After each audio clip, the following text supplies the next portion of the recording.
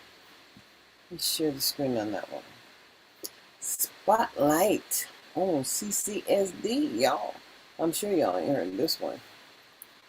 But I want you to understand how they do this. They take what is required by law, and then they put it in these bills. And somehow the school district is operating just from these assembly bills. They're not operating from, Title I. And you're not going to find anything basically on Title I, what's happening and what's required in Title I here. That's not going to happen. But what you're also not going to find is the services that are really relevant for the children, that are measured and that are maintained. And that's just real. I'm going to stop the share. Stop the share before I share again. I want to look at one more thing. So I want to go to ed.gov, and then I'm going to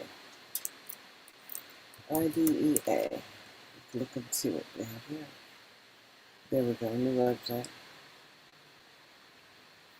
Let's share the screen. Here we go. Okay, this is a wonderful website. This is how I made it, truly. And I would not have made it without having access to all the content that's here, because it talks about the laws and the state regulations and then policy documents.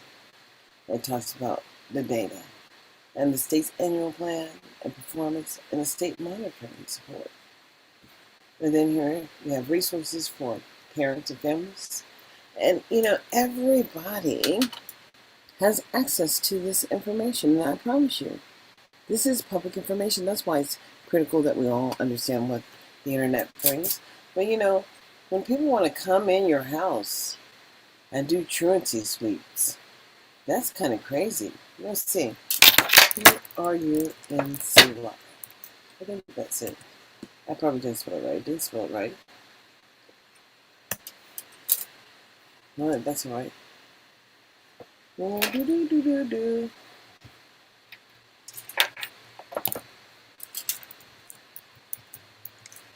if that's spelled right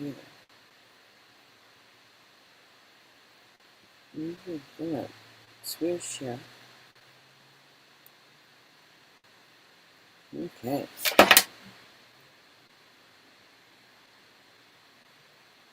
Oh, this is cool. And then what is it? This is cool. These are documents. And this is just cool too. So let's go show me the finder. I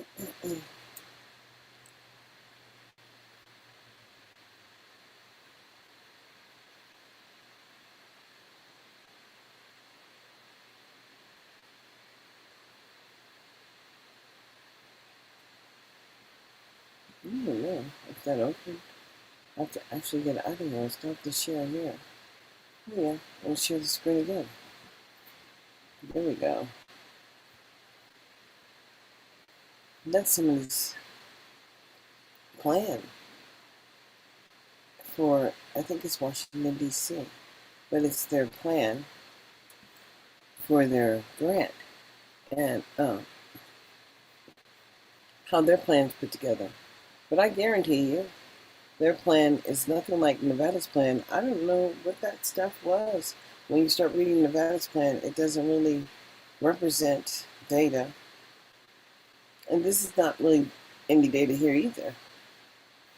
But, when it gets to this level, it's supposed to be completed, and people should be able to, see what's happening. And, and that's just real.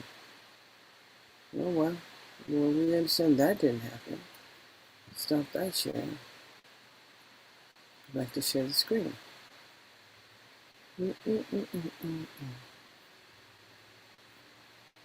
Well, I think we should get off right now. Truly, I'm getting tired.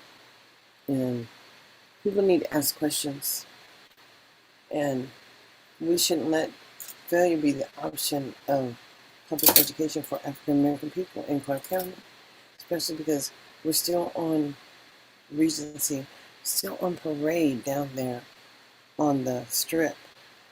And if they can pay those black people and those black performers all that money, and they pay the portion of taxes that it's going to the federal government here in Nevada, but when the money comes back, we don't have a voice to talk about the services happening for our children, and that is unacceptable. So, until we meet again, Bill, live long and prosper, I'll say, and understand. The word is equilibrium. Out of many, there's one, but out of one, there may be none. And who will you be in 2022? What are you willing to do?